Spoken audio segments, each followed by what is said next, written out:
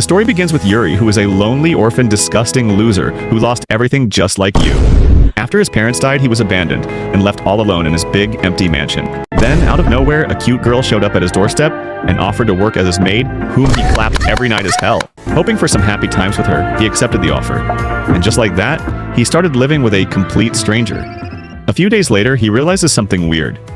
The food she makes is way too good, and the house is so clean it's almost like magic. Convinced she's a witch who's put him under a spell, he calls her out. Instead of denying it, she just plays along as a joke.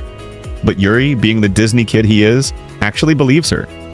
He even says the real magic must be in her beautiful eyes that make his heart race and his banana hard as hell. This flusters Lila so much that she runs away, realizing she might be leading him on. Later, Yuri starts stalking her like a total creep, to figure out what a witch could possibly want from a broke kid like him. When he confronts her, she just grins and tells him she actually enjoys being stalked. Huge red flag, by the way. Yuri doesn't fall for her tricks this time and demands to know what she's after. She cryptically tells him she can't spoil the plot yet, which only convinces him more that she's up to something. That night, he has a nightmare where Lila is an actual sorceress trying to put him under her spell. He wakes up in a panic, falls out of bed, and goes to get some water, only to find Lila messing with a strange book in the kitchen. The next morning, his breakfast is once again absurdly delicious, and suddenly he remembers his dream. Convinced she's drugging him, he accuses her of slipping something illegal into his food. Instead of clearing things up, Lila jokingly tells him she's actually been giving him a love potion. And just like that, Yuri thinks he's cracked the case. No wonder her food tastes like heaven, and he can't stop staring at her. Lila, too embarrassed to explain that she was just studying recipes last night, lets him believe his nonsense. Yuri, being the big brain he is, decides to let her off with a warning. No more potions. As time passes, Yuri realizes he doesn't even know his mysterious maid's name. But just as he's about to bring it up, she suddenly calls him by his name first. This throws him off, and he immediately accuses her of being suspicious. He explains that his parents only called each other by their first names because they were deeply in love. This makes Lila turn red and run off, making him even more convinced that she knows way too much about him.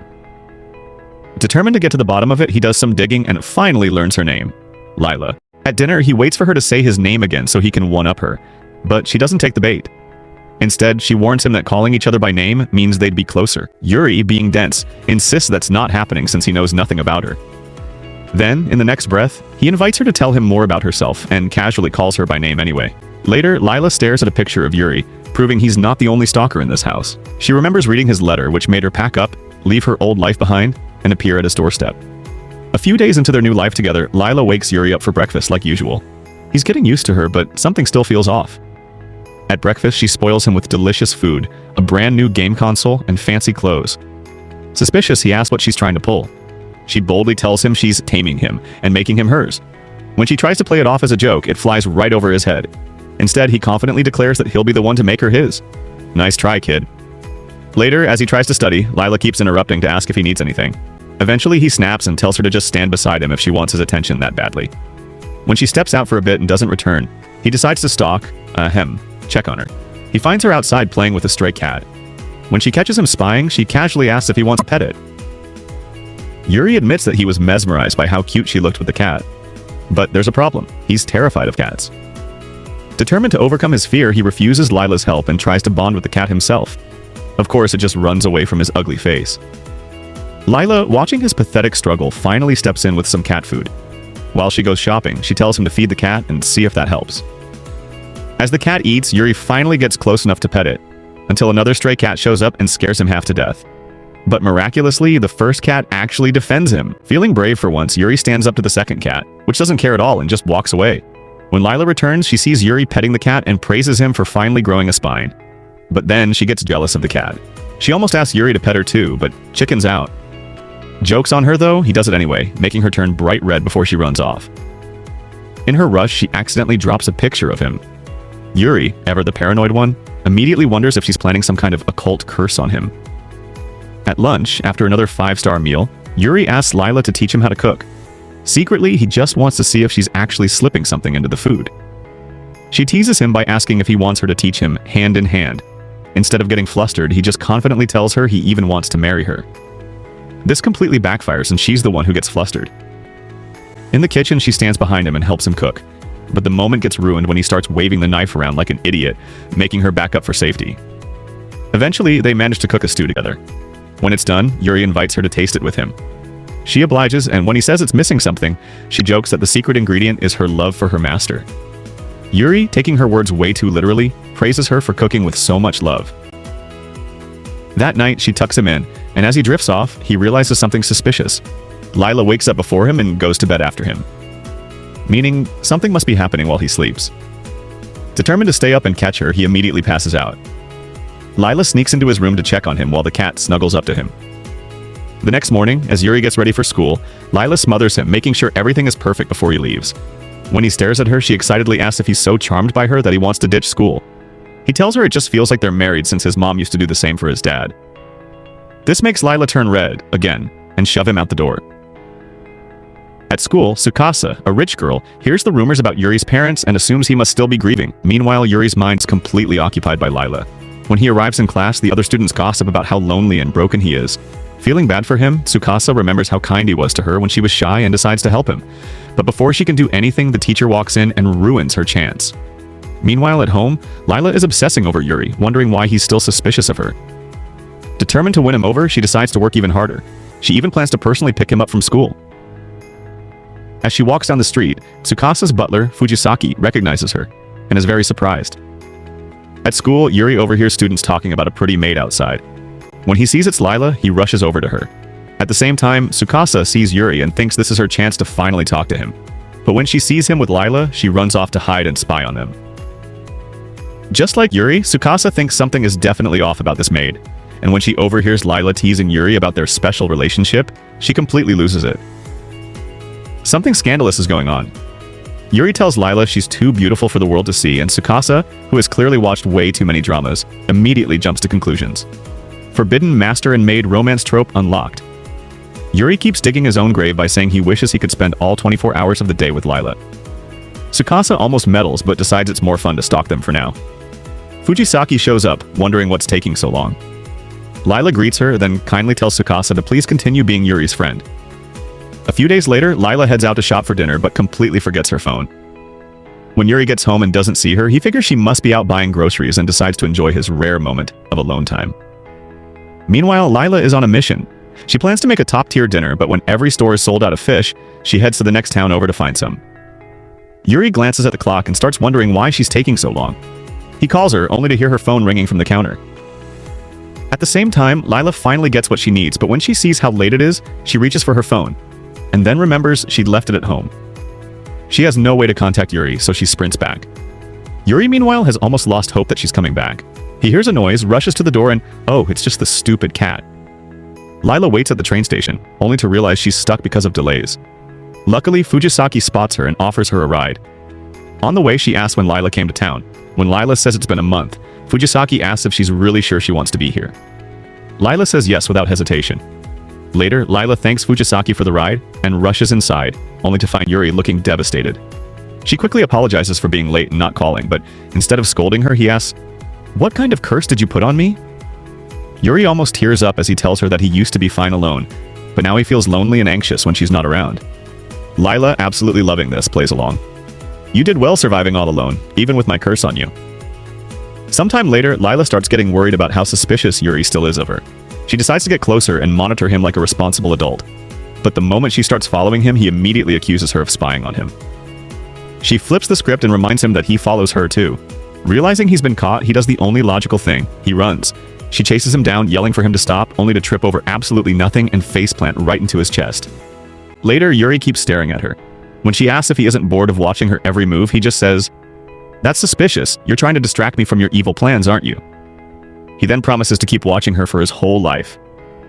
Lila panics and flees. She tries again to be mature and tells him she understands him, but he takes this as her gloating about how he can't stop thinking about her. Desperate for a normal conversation, she suggests playing a game. They pick chess, and as they play, Yuri remembers how his dad used to teach him while his mom failed miserably at cooking, got mad at them for ignoring her, and somehow turned it into a wholesome family moment. Lila tells Yuri she'll play with him anytime. When he really gets into the game, she realizes she was overthinking things. She just needs to focus on making him smile. A few days later, Yuri looks stressed as he stares at a letter in class. When he gets home, he walks past Lila without looking at her. She finds this deeply concerning. Trying to cheer him up, she makes pudding, hoping to provoke their usual banter. Him accusing her of being suspicious, her playing along, but instead, he just thanks her, takes the pudding, and leaves. This is unacceptable behavior. Lila tries to convince herself it's good that he's not suspicious of her anymore, but deep down she misses it. So she starts following him around to provoke him. But he still doesn't notice her. Her world starts spinning. Did he lose interest? But just as she starts to spiral, he suddenly hands her a notice about his school's open day.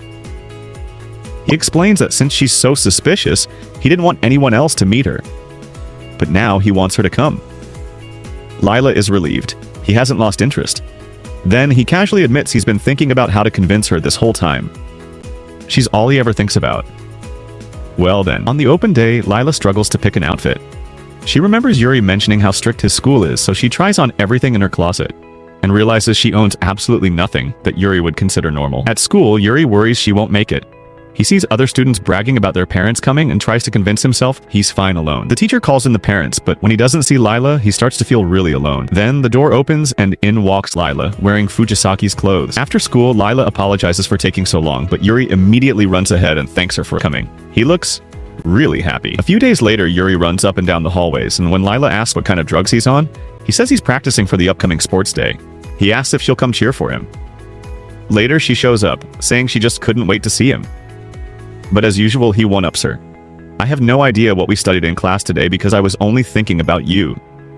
Tsukasa, watching from behind a tree, clutches her chest like it's her favorite soap opera. When Fujisaki tells her she's just as messed up as those two, she dreamily says she wishes she could experience something that exciting. Fujisaki gives her the side-eye and tells her to go home. At the mansion, Lila presents Yuri with a detailed training plan for sports day. We'll do this over and over until you're satisfied, she assures him. Yuri is thrilled to be worked over, and they head outside to train. Turns out, he's not just useless at house chores, he sucks at sports too. She encourages him to keep trying, and he really wants to impress her. But the only winner that day is the stray cat. That night, Yuri is devastated by his pathetic performance. Lila offers to give him a massage so he'll feel better for the next round. As she rubs his shoulders, he praises her technique, asking if she's using magic again. She just smirks and says she knows what feels good to him. For the next few days, Yuri eats, sleeps, and trains with her help. Tsukasa, meanwhile, tries to guilt-trip Fujisaki into attending her sports day with fake tears. On the big day, Lila tells Yuri she'll come later. At school, students try to psych him out, but he immediately claps back. Tsukasa, watching, realizes she's never seen him this competitive. Then Lila cheers for him. Ah, there it is. The next day, to Fujisaki's absolute horror, Tsukasa slams a stack of photos from the party onto the table like she just uncovered a national scandal. Then she casually points out that it's weird Lila hasn't shown up to pick Yuri up yet. Yuri shrugs. She's probably busy with work. I'll help out when I get home. Meanwhile, Lila finishes up the laundry when a delivery man arrives. She signs for the package, but when she looks through the letters, her expression completely changes. On his way home from school, Yuri reflects on how much less suspicious Lila seems now. He used to be alone all the time, but now, he's not. With a rare burst of excitement, he rushes home, but the moment he steps inside, Lila snaps around and hides a letter behind her back. Yuri stares. That was sketchy as hell. She nervously laughs and tells him to wash his hands first. She'll explain later. At dinner, Yuri immediately notices something is off. The food tastes like absolute trash. Lila finally sighs and spills the truth. She got a letter telling her to return home. Apparently, she's not even supposed to be here. Yuri's brain short-circuits. You're still suspicious. I can't let you go until I figure out who you really are. He then reminds her that she promised to always be here for him. Lila squeezes the letter, crumples it up, and throws it away. She tells him she'll stay. Yuri immediately hugs her. Good, I'm glad. A few days later, Tsukasa notices Yuri looking down. She asks what's wrong, and As confesses. I can't stop thinking about Lila. Even though she's so suspicious, I can't take my eyes off her. Tsukasa's nose starts bleeding from sheer excitement. Once she recovers, she calmly asks, So, who exactly is Lila to you? Yuri, completely unaware, keeps repeating the same chest-tightening speech about how his heart acts up around her. He then concludes that he must be sick. Tsukasa facepalms. Oh my god, you're in love. On his way home, Yuri spirals. What the heck is love? When he gets to the mansion, Lila greets him as usual, but he barely acknowledges her. She blinks in shock. She keeps trying to get his attention, but he just keeps walking. Finally, she grabs him. Are you sick or something? No. Then what's wrong? I mean, not that I care or anything. Yuri hesitates. I have a lot on my mind. It's a secret. For now. The next day, he tells Tsukasa he doesn't understand love. Tsukasa dramatically sighs and invites him over to her place for a lesson. At her house, they sit down with tea and biscuits. Tsukasa's first reaction. Wow, you didn't bring Lila? Should we call her? Yuri panics. No. What if she sees your giant mansion and perfect family and decides to leave me to work for you instead? Tsukasa almost slaps him. She literally looks the happiest when she's with you. Feeling reassured, Yuri finally listens to her Love 101 lesson. She pulls out a massive collection of romance novels to educate him, but Fujisaki immediately confiscates them. Dad will scold you again. Tsukasa dramatically begs for them back. Fujisaki drags her out of the room. Later, Yuri returns home from this utterly useless house visit. The moment he sees Lila, he remembers what Tsukasa said and smiles. The next day in school, the students get an assignment to draw anything they want to express their true nature. Yuri sees this as the perfect chance. I'll draw Lila to expose her true nature and possibly learn about love. He tells Lila about it, and she immediately suggests a bunch of suspicious poses. When he clarifies that he wants to draw her as she is, her brain malfunctions. Like the Titanic scene? No, just you as a maid, like usual. She sighs in relief. Yuri starts drawing. He works hard on it, but when Lila takes a look, she genuinely praises him. Yuri scoffs. It doesn't do you justice. He erases the whole thing and starts over. The next morning, he looks miserable. Lila frowns. What's wrong with you? I lost sleep thinking about how to draw you. Lila makes it her personal mission to get him to sleep. That night, she tries everything. Healing scents, warm milk, soft music. Nothing works. Finally, she jokingly suggests sleeping next to him. Okay, sleep with me. Lila chokes on air. After a long internal crisis, she reluctantly gets in bed. She starts humming a lullaby and Yuri immediately recognizes it. It's the same lullaby his mom and someone else used to sing to him. The next morning, he says he finally slept but can't remember why it felt so nostalgic. Lila plays dumb. Yuri, still clueless. You'll have to sleep with me again after I finish the drawing. The next day at school, he wins first place. His masterpiece? A portrait of Lila. Days later, he has a memory from childhood. A little girl with purple hair and a flower ring. When he wakes up, he thinks he sees her, but it's just Lila. He's confused. Shouldn't you be taking the day off? Lila scoffs. As if I'd leave without making you breakfast. Later, she wears a red dress, making Yuri immediately wonder, where the hell is she going? Are you sure you want me to leave? She teases. Yuri sweats. Yes. In town, Lila meets Fujisaki at a cafe. They talk about the past, the academy, and how Tsukasa changed Fujisaki's life. Then, out of nowhere, Tsukasa starts blowing up her phone. Spill the tea on your forbidden love story! Fujisaki hangs up. Before leaving, she tells Lila, it's time you tell Yuri the truth. Yuri, who had secretly followed her all the way there, panics. Later, Lila returns home and Yuri immediately confronts her. I stalked you, confess. Is your secret that you beat me in the past? Lila freezes. How did you know? Yuri tells her about his childhood memories. He asks if it was really her. She confirms it.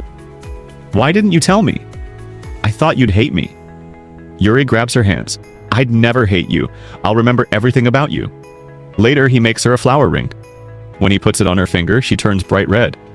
At school, Tsukasa asks how things are going. Yuri casually says, I slept with her. Tsukasa falls over in shock. While Natsume and Lila stroll through town, Natsume feels so awkward that she literally Googles what to say. In her flustered state, she ends up face-planting on the pavement. They take a break while she wipes her nose, and Lila thanks her for spending the day together, even though she probably would have preferred to be with someone she actually has feelings for. Deciding to make the most of it, they go on a fun little montage of cute activities. At the end of their outing, Natsume gives Lila a small gift box with a pen inside, because, well, that's all her broke self could afford. She tells Lila to write to her when she returns to her mansion. Later, when they arrive at the mansion, the Christmas lights come on, but Natsume realizes that Lila is nowhere to be found. Assuming she already went inside, Natsume rushes in after her, only to walk right into a surprise party. Yuri confesses that because he has the backbone of a noodle, he ended up spilling the plan to Lila. In response, Lila decided to flip the script and surprise Natsume instead, so she wouldn't feel left out. Natsume thanks them for the party, and they all have fun together until Fujisaki and a half-asleep Tsukasa have to leave. Afterward, Yuri compliments Lila on her acting skills, then pulls out a gift for Natsume and asks if she thinks she'll like it. Lila assures him she will, so he leaves it on the table next to a sleeping Natsume. A few days later, Lila is going about her usual chores when she hears the doorbell. When she opens the door, she's shocked to find her former employer standing there. Meanwhile, Yuri and Natsume return from shopping, and Natsume thanks Yuri for giving her the courage to confess her feelings to Lila. Yuri doesn't quite get what she means, but Natsume just brushes it off as boring grown-up talk. Back at the mansion, Lila's old boss thanks her for looking after Natsume, acknowledging that she's quite a handful. Lila takes the opportunity to apologize for leaving so abruptly and any trouble she may have caused. He tells her that it's clear how much she cares for her new master and asks if it has anything to do with her past. At this, Lila recalls her childhood, after her parents mysteriously disappeared, to buy milk, of course. No one wanted to take her in. That was until Yuri's parents, who had been close to hers, offered her a home for as long as she needed. She was shocked by their kindness, and Yuri, taking after them, was the first person to ever tell her that her eyes were beautiful. After a year of living with them, she decided to enroll in a boarding school for servants, hoping to one day repay their kindness. Unfortunately, after her graduation, she received devastating news. Yuri's parents had passed away. Realizing that he was now in the same position she had once been, she left the boarding house immediately, knowing it was her turn to protect him. That's when she showed up on his doorstep, protecting Lila from nothing. In the present, Yuri and Natsume finally return with groceries, but when Yuri sees the unfamiliar man, he immediately jumps in front of Lila, blocking her like a tiny guard dog. He refuses to let the man take her away. Her former boss just laughs at the pint-sized protector and reassures him that he's not here to steal Lila. Then, after saying their goodbyes, he signals to Natsume that it's time to go, and they drive off in their limo. With that, Lila and Yuri are left alone again. And for some reason, dinner feels way too quiet. Sensing the awkwardness, Lila suggests that they go out together the next day. Yuri, of course, immediately assumes she's asking him on a date. A date! The next day, they walk around together, and Yuri tells Lila that she looks beautiful in her dress, which instantly flusters her. At the same time, Tsukasa and Fujisaki happen to drive by, and Tsukasa, ever the fangirl, spots them and immediately starts squealing about their steamy romance. Fujisaki, being the only sane person here, shuts her down and whisks her away to her piano lessons before she can cause trouble. Meanwhile, Lila and Yuri continue bonding over tea. Then, Yuri tells her there's somewhere he wants to go next. They arrive at his parents' grave, somewhere he had been too scared to visit alone. He places 2 roses down for them, and Lila softly promises that she'll take good care of their son. After leaving the graveyard, they head into town where Yuri can't stop staring at how pretty Lila looks under the Christmas lights. He takes the moment to remind her that he loves her. Lila finally asks him what kind of love he's talking about, and in true Yuri fashion, he has absolutely no idea. So she tells him that while she's not sure how to respond to his feelings, she does know that she adores him. And that's enough for Yuri. The two walk off, hand in hand. So that was it for today's recap. I hope you enjoyed it. Don't forget to subscribe and come back next time.